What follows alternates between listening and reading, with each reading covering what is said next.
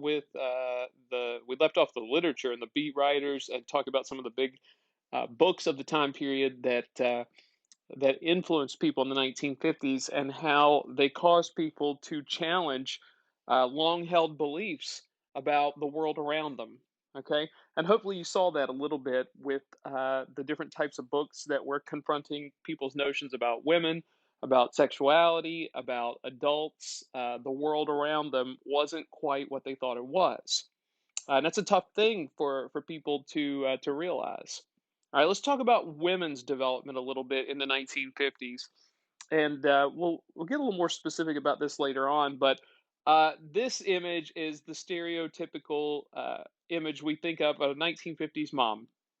She's a housewife, she's a mother. Look, she's baking things in the kitchen. She's wearing, it looks like heels there. She's wearing a nice dress. Her hair is fixed, and she's got an apron on.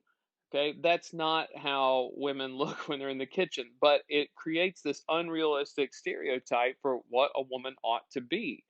And remember, women are starting to change. We already mentioned that women are going to college more frequently. They're becoming more educated. Their experience during World War II, it says essentially we're not going back to the way things were. We're tired of that. We know that we can do the jobs that men can.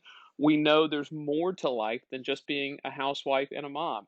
And the women who started questioning their role in society at this time weren't saying that being a housewife or a mom were necessarily bad things. They just said, look, if a woman wants to do that, she should have the option. Whereas at the same time, women shouldn't be forced into that. And you have to realize too that women, remember, we talked about even in terms of education, they're kind of pigeonholed into certain areas. For instance, in math and science, girls were often discouraged from taking some of those upper level courses because they thought the girls would not just be interested in that. They also presumed that they wouldn't be good at it.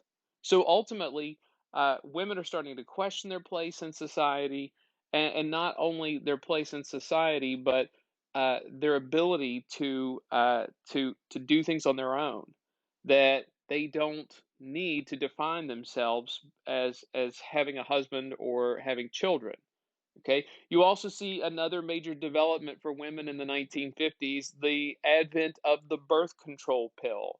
At the end of the 1950s, the birth control pill uh, allows women to take charge over their ability to produce children or delay having children or just prevent getting pregnant altogether. And for women, this is a big deal. All right. For married women, it's a huge deal because a lot of them, they don't want to have babies. And every time you're having sex, you're risking having another child. And so some women see this as the ability to prevent having children because, there's a lot of women up until that point who their entire adult lives, they're having children. Big families in the early 20th century were not unheard of at all. And even into the 1950s, women wanted some ability to control their reproductive system. Okay. And the birth control pill allows that. But the birth control pill also offers something to unmarried women at the time, too. It allows them to become, how shall we say, a little more sexually active with less risk. Uh, at the time, we always know that men have been sexually active long before they're ever married. But women, this allows them to change a little bit as well because now they can have sex without worrying about some of the repercussions with that. The birth control pill is largely effective, and women take advantage of that. Right? And so women start to change in the 1950s. Okay. No longer do you have the stereotype, and I'll show you some of these ads later on, but this is one of the stereotypes of women in the 1950s. It was a beer ad, and you've got a woman, you can see that she's burned the dinner, and her husband saying, don't worry, darling, you didn't burn the beer. They're mocking women in this, they're playing to a stereotype. So we've got changes in terms of the music, the television, the literature. Women are changing as well. And we mentioned the feminine mystique, and Betty Friedan writes about all these women who are questioning their role in society. And women start to identify with that, and they realize that it's not just them. They're not alone. They're not the weirdo. That it's more normal than they might think. The 1950s also see the advent of something we call the American dream. All right.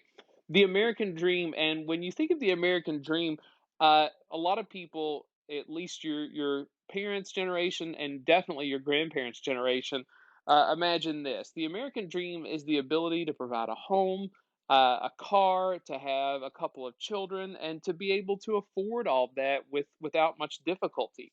This is the American dream, and you've probably heard this, and to some degree, this was definitely true in the 1950s. If you're willing to work hard, you can get ahead in life, you can succeed, and you can afford nice things and live a good lifestyle if you're just willing to work. You'll be able to afford a nice home. You'll be able to afford a car. You'll be able to take care of your children and provide them things that you might not have had growing up. And that's a real thing in the 1950s. Of course, it's a real thing for white males. Uh, People of color, and at the time, Black Americans are the predominant minority race.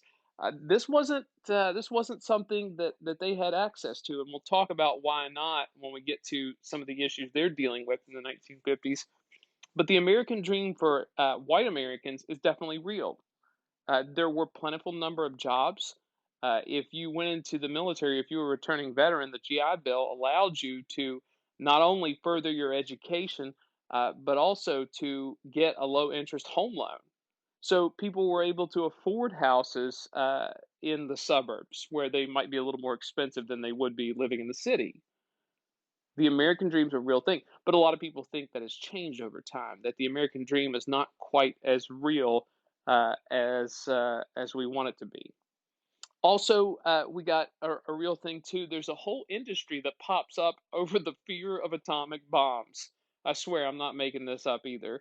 The atomic bombs, the fear of the atomic bombs drove people to build do it yourself shelters underground in their yards.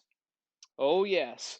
You could see this right here that they have a place and people wanted to have some type of control over their future, and they were terrified that the Russians would strike at any moment with an atomic bomb. So, to better help themselves out here, they were able to purchase the materials and the plans for a do it yourself shelter, or you could have someone come and build one for you. Oh man, this is bizarre. Now, also with this too, you could see that inside one of the shelters, you would have it stocked with all kinds of canned goods, places to eat, sleep, very basic stuff. But the idea was that if a nuclear weapon went off around you, you would be able to get into your underground bunker as quickly as humanly possible. And you and your family could stay there for days, weeks, or months, or however long it would take for somebody to find you and get you out of there. Uh, Before the radiation got you.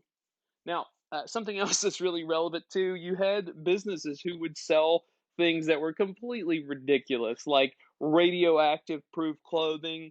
They had special burn ointments that if you got burned by a nuclear blast, it would help you. I mean, just stuff that's ridiculous. But it's something that people buy into. And school children, and I'll upload a video of this to your Schoology file too. School children are taught about duck and cover, what to do in case of an atomic blast. And they have drills at school where they teach kids to duck under the desks and cover their heads.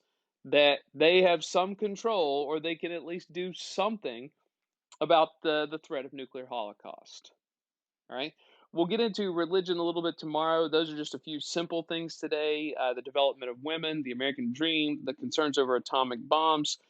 These are problems that Americans felt were the atomic bombs they felt were very real. And people thought at any moment the Russians would drop something on them. So, anyway, when you get a chance, take a look at the duck and cover with Bert the Turtle. It's fantastic.